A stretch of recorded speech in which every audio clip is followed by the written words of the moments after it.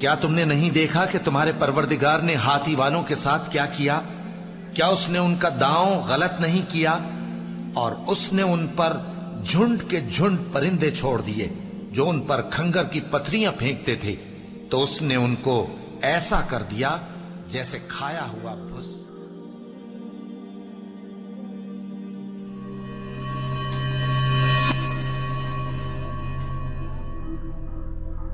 ابرہا governor یعنی حاکم تھا یمن کے شاہ حبشہ نجاشی کی طرف سے۔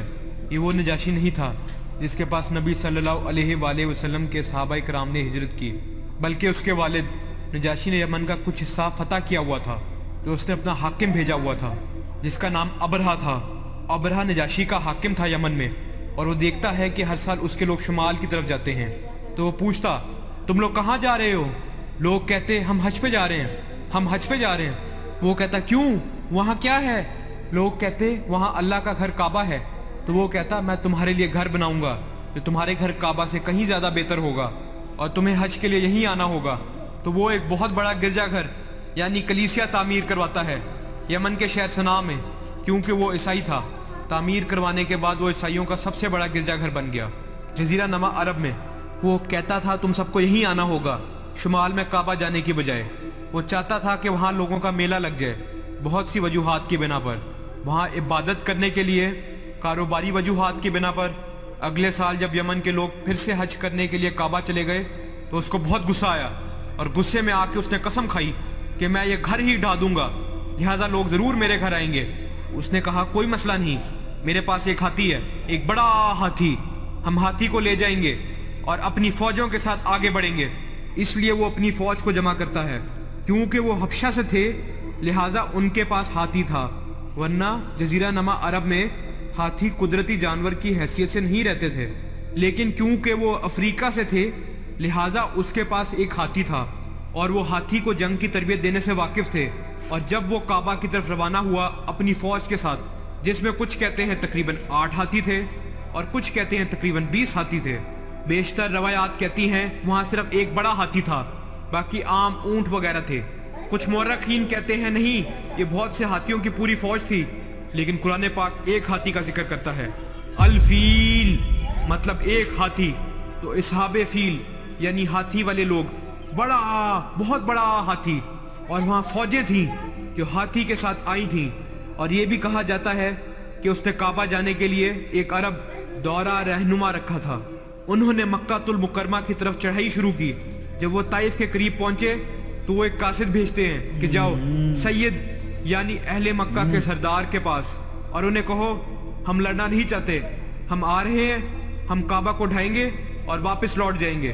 تو عبد المطلب جو کہ ہمارے حضور صلی اللہ علیہ وآلہ وسلم کے دادا ہیں، خانہ کعبہ کے متولی اور اہل مکہ کے سردار تھے، ان تک خبر پہنچائی گئی کہ وہ یہ کرنے آ رہے ہیں۔ آپ نے فرمایا ٹھیک ہے اسے آنے دو، اور ابرہا پوری فوج کے ساتھ آیا۔ جیسے کہ آپ جانتے ہیں جب وہ مکہ المکرمہ پہنچے اس نے عبد المطلب اور قریش کے مال مویشی قبضے میں لے لیے، جس میں 200 سے بھی زیادہ اونٹ اور بھیڑیں تھیں، جس سے ظاہر ہوتا ہے عبد المطلب امیر آدمی تھے۔ اور عبد المطلب نے ان کے ایک آدمی کو فرمایا اگر تم کعبہ ڈھا سکتے ہو تو ڈھا کے دکھاؤ، لیکن ہمارے اونٹ ہمیں واپس چاہیے۔ تو وہ آدمی آپ کو ابرہا کے پاس لے گیا۔ عبد المطلب کی زبردست شخصیت تھی، آپ بہت روبدار اور نہایت جسیم و باشکوہ آدمی تھے۔ آپ اتنی روبدار شخصیت کے مالک تھے کہ آپ کو دیکھتے ہی پتہ چل جاتا کہ آپ سردار ہیں، لہٰذا کہا جاتا ہے آپ خیمے میں داخل ہوئے تو ابرہا آپ سے متاثر ہو گیا، اتنے جسیم اور خوبرو۔ وہ آپ کی تعظیم میں اپنی کرسی سے کھڑا ہو گیا۔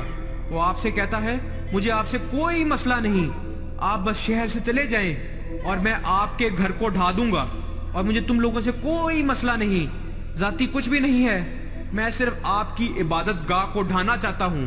پھر عبد المطلب نے فرمایا میں آپ سے گھر کے بارے میں بات کرنے نہیں آیا ہوں، میں آپ سے کعبہ کے بارے میں بات کرنے نہیں آیا، میں آپ سے اپنے اونٹوں کے بارے میں بات کرنے آیا ہوں۔ اور تب ابرہا نے عبد المطلب کے لیے تمام احترام کھو دیا، اور اس نے کہا کہ میں تمہارے مقدس گھر کو ڈھانے آیا ہوں اور تم مجھ سے اپنے اونٹوں کے بارے میں بات کرنے آئے ہو۔ ابرہا نے سوچا کہ شاید عبد المطلب اپنے کعبہ کے بارے میں بحث کرنے والے ہیں، اور اس لیے وہ آپ کی تعظیم کر رہا تھا۔ اور پھر جب آپ نے اپنے اونٹوں کا مطالبہ کیا تو اس نے کہا میں نے آپ کے لیے تمام احترام کھو دیا۔ پھر عبد المطلب نے زبردست جواب دیا جو دل سے سننے والا ہے۔ عبد المطلب نے فرمایا کعبے کے ایک مالک ہیں جو اس کی حفاظت فرمائیں گے، اور اونٹوں کا مالک میں ہوں تو ان کی حفاظت کا ذمہ میرا ہے۔ عبد المطلب کے جواب کی وجہ سے ابرہہ نے اونٹوں کو واپس کر دیا، اور پھر قریش نے شہر چھوڑ دیا اور پہاڑوں کی گھاٹیوں اور چوٹیوں پہ پناہ گزیر ہو گئے۔ بہت دعا کرنے کے بعد عبد المطلب کعبہ کا طواف کرتے ہیں۔ اس کے بعد عبد المطلب کعبے کا دروازہ پکڑ کر اللہ سے التجا کر رہے ہیں کہ او اللہ، ہم اس فوج سے نہیں لڑ سکتے، وہ ہمارے سے بہت مضبوط ہیں، ان کے پاس ہاتھی ہے اور ہزاروں آدمی ہیں، آپ ہماری مدد کریں، آپ اس کی حفاظت فرمائیں۔ پھر یہ لوگ کعبہ کی طرف بڑھنے لگے۔ ہاتھی نے مزید چلنے سے انکار کر دیا۔ ہاتھی رک گیا۔ حیران کن بات ہے، انہوں نے اسے مارنا شروع کیا۔ ہاتھی مزید نہیں چلا۔ انہوں نے جب اس کا رخ موڑ کے اسے پیٹا، وہ بھاگ گیا۔ جب انہوں نے اسے روکا اور اس کا رخ موڑا تو وہ پھر سے رک گیا۔ سبحان اللہ، کس نے روکا اسے؟ اللہ سبحانہ و تعالیٰ نے۔ وہ بحث کر رہے تھے کہ کیا کریں، اتنے میں پرندے آ گئے۔ وہ دیکھتے ہیں پرندے جو پتہ نہیں آسمان میں کہاں سے آئے۔ ان پرندوں میں سے ہر ایک کے پاس 3 کنکر کی پتھریاں تھیں۔ ہر کنکر کی پتھری بہت چھوٹی تھی، چھوٹی چھوٹی کنکریاں مٹی سے بنی ہوئی، اور بہت اونچائیوں سے جب ابابیل کے اس لشکر نے ابرہہ کی فوجوں پہ زور سے سنگ باری کی اور کنکریاں اتنی زور سے نیچے آئیں، آج ہم گریوٹی کے بارے میں پڑھتے ہیں اور بے شمار چیزوں کے بارے میں۔ واللہ اگر آپ سورہ فیل کی اس تشریح پر نگاہ ڈالیں تو آپ سمجھ جائیں گے، جب اتنی اونچائیوں سے کنکریاں گرائی گئیں تو کنکریاں ان لوگوں کے جسم کو چیرتے ہوئے زمین پہ گرتی اور انہیں موقع پہ ہی ہلاک کر دیتی، اور لوگ دیکھ رہے تھے۔ اللہ اکبر! کیا عبد المطلب نے کہا نہیں تھا کہ کعبے کے ایک مالک ہیں جو اس کی حفاظت فرمائیں گے؟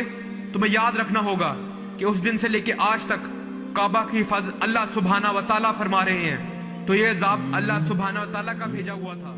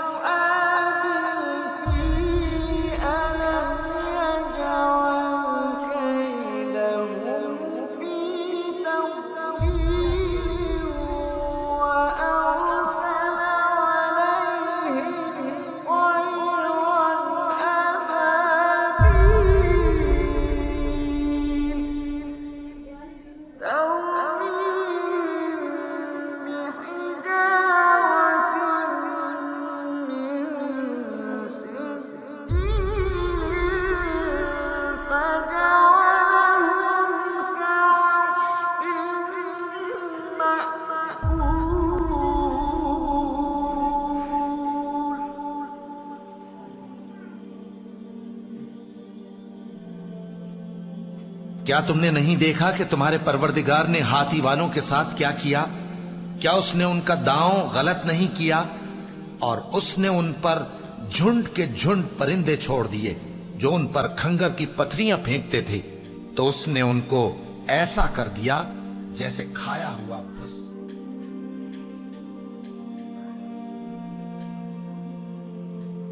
اور ان میں سے کچھ زخمی ہو گئے، وہ واپس چلے گئے اور انہیں ایسی بیماری کا سامنا کرنا پڑا، خود ابرہہ مشکل سے گرتا پڑتا صنعاء تک پہنچا اور نہایت دردناک عذاب میں گرفتار ہو کے یمن میں مرا، بہت بری موت۔ یہ واقعہ محمد صلی اللہ علیہ وآلہ وسلم کی پیدائش سے بالکل پہلے ہوا، اور یہ سن تھا جس میں حضور صلی اللہ علیہ وآلہ وسلم کی